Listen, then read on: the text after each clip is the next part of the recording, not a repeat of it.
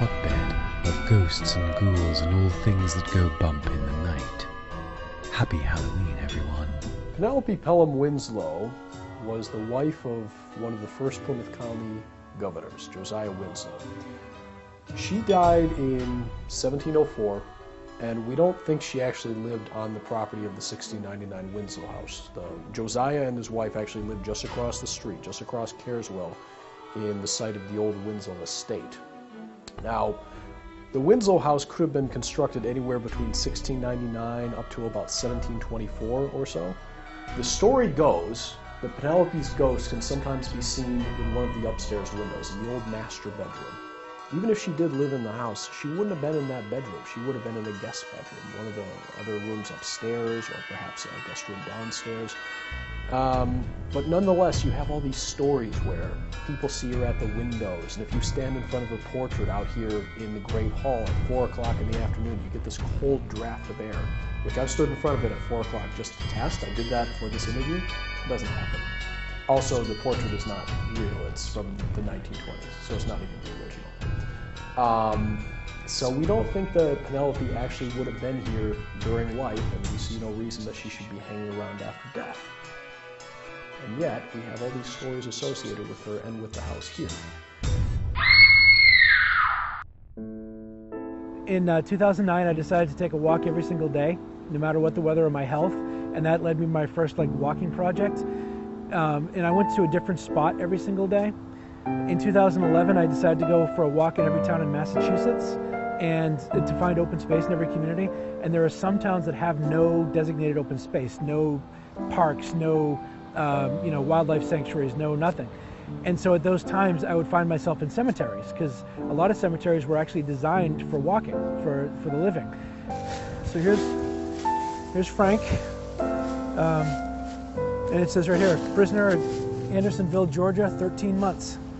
So, veteran of the Civil War, originally from Middleborough, and came out this way. Ended up here at this intersection, Assinippi Corner. So we're right here where he did most of his work for the local community. You can imagine Assinippi always being kind of a crossroads and being a very busy place.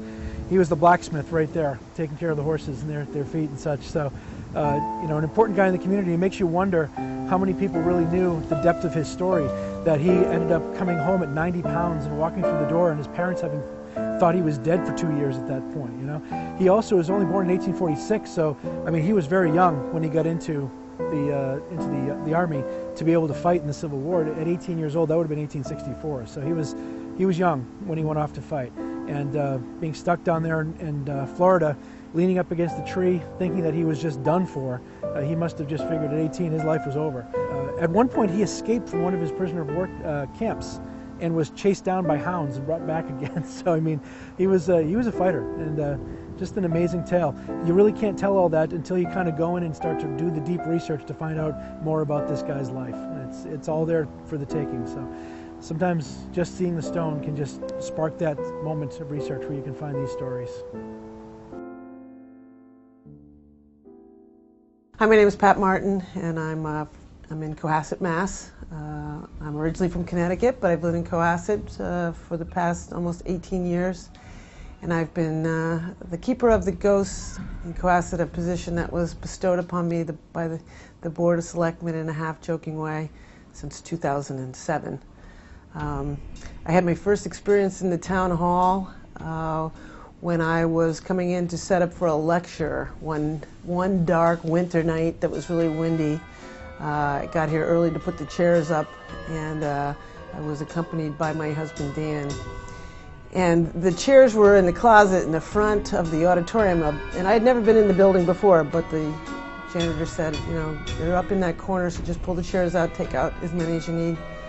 So I was running around doing some other things, and when the time came to get the chairs, I just got this awful feeling about that closet, and I didn't know why, but it had like a really, nasty black clouded energy around it. And so a team of ghost hunters decided that they wanted to come and investigate. So they asked the town hall staff and Board of Selectmen if they could. They were granted permission to come in for 2 overnights in 2008, February. We were a team that came out of Connecticut called the Enfield Paranormal Society. Through that ghost hunt, I was able to watch the team verify that in the building were three ghosts. We had some great experiences with them.